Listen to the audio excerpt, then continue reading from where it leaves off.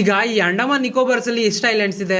537. ಒಂದು 9ರಿಂದ 12 ಐಲ್ಯಾಂಡ್ಸ್ ಗೆ ಮಾತ್ರನೇ ಈ ಟೂರಿಸ್ಟ್ ಅಲೌಡ್ ಇರೋದು. ಈ ರೀತಿ ಇರುವಂತ ಐಲ್ಯಾಂಡ್ಸ್ ಅಲ್ಲಿ 70,000 ವರ್ಷಗಳಿಂದ ಆಗ್ತಾ ಇರುವಂತ ಒಂದು ಮೈಗ್ರೇಷನ್. ಸೌತ್ ಆಫ್ರಿಕಾ ಇಂದ ಹಿಡಿದು ನಾನಾ ರೀತಿ ದೇಶಗಳ ಗಂಟನು ಹೊರಟೋದ್ರು ಇವರು. ಇಲ್ಲಿ ಇಂಡಿಯಾಗ್ ಬಂದ್ರು, ಬ್ಯಾಂಕಾಕ್ ಬಂದ್ರು, ಥೈಲ್ಯಾಂಡ್ ಅಂಡ್ ಮಯನ್ಮಾರ್ ಬಂದ್ರು, ಫೈನಲಿ ಆಸ್ಟ್ರೇಲಿಯಾವರೆಗೂ ರೀಚ್ ಆಯ್ತು ಒಂದು ಮೈಗ್ರೇಷನ್. ಯಾರ್ಯಾರಾದ್ರೆ ಡಿಫ್ರೆಂಟ್ ಕಂಟ್ರೀಸ್ ಹೋದ್ರು ಅವರು ಆ ಕಂಟ್ರೀಸ್ ಅಲ್ಲಿ ಸೇರ್ಕೊಂಡ್ಬಿಟ್ರು. ಆದ್ರೆ ಈ ಪರ್ಟಿಕ್ಯುಲರ್ ಐಲ್ಯಾಂಡ್ಸ್ ಯಾವ್ದಿದೆಯೋ ಅದರಲ್ಲೂ ಮುಖ್ಯವಾಗಿ ನಾರ್ತ್ ಸೆಂಟಿನಲ್ ಐಲ್ಯಾಂಡ್ 60 ಕಿಲೋಮೀಟರ್ ವಿಸ್ತೀರ್ಣ ಇರುತ್ತೆ ಈ ಐಲ್ಯಾಂಡ್. ಇದ್ರ ಬಗ್ಗೆ ಹೇಳಿದ್ರೆ ನೀವು ನಿಜವಾಗ್ಲೂ ಶಾಕ್ ಆಗ್ತೀರಾ. ಅವ್ರಿಗೆ ಈ ದಿನದವರೆಗೇನು ಈ ಫಾರ್ಮಿಂಗ್ ಅನ್ನೋದ್ರ ಬಗ್ಗೆ ಏನು ಗೊತ್ತಿಲ್ಲ. ನಾವು ಈ ರಾಗಿ, ಅಕ್ಕಿ, ಜೋಳ ಅನ್ನೋದನ್ನ ಮಾಡ್ತಿರಲ್ಲ ಆ ತರ. ಸೊ ಅವರು ಈ ರೀತಿ ಫಾರ್ಮಿಂಗ್ ಅನ್ನೋದು ಮಾಡಲ್ಲ. ಇನ್ನು ಅವರು ಈ ಹಂಟಿಂಗ್ ಮಾಡಿ ತಿನ್ನೋ ಪದ್ಧತಿಯಲ್ಲೇ ಉಳಿದೋದ್ರು. ಈ ಪ್ರಾಣಿಗಳನ್ನ ಹಂಟ್ ಮಾಡ್ಕೊಂಡು ತಿಂತಾರೆ ಅಂಡ್ ಜೇನು ತುಪ್ಪವನ್ನ ತಿಂತಾರೆ. ಇವರಲ್ಲಿ ಯಾರು ಕೂಡ ದಪ್ಪ ಅನ್ನೋದು ಇರಲ್ಲ, ಒಬೆಸಿಟಿ ಅನ್ನೋದು ಇರಲ್ಲ. ಶೈನಿಂಗ್ ಡಾರ್ಕ್ ಇರ್ತಾರೆ ಅಂಡ್ ಇವರು ಹುಡುಗಿರೆ ಆಗಿರ್ಬೋದು, ಹುಡುಗರೆ ಆಗಿರ್ಬೋದು ಈ ಫೈಬರ್ ಗೆ ಸಂಬಂಧಪಟ್ಟಂತ ವಸ್ತ್ರಗಳನ್ನ ಹಾಕೊಂತಾರೆ. ಜೆನ್ಯೂನ್ ಆಗಿ ಅವರು ಅಷ್ಟು ವರ್ಷಗಳ ಕಾಲದಿಂದನೂ ಹೊರಗಡೆ ಪ್ರಪಂಚವನ್ನು ಕಾಂಟ್ಯಾಕ್ಟ್ ಮಾಡೋದಕ್ಕೆ ಟ್ರೈ ಮಾಡಿಲ್ಲ.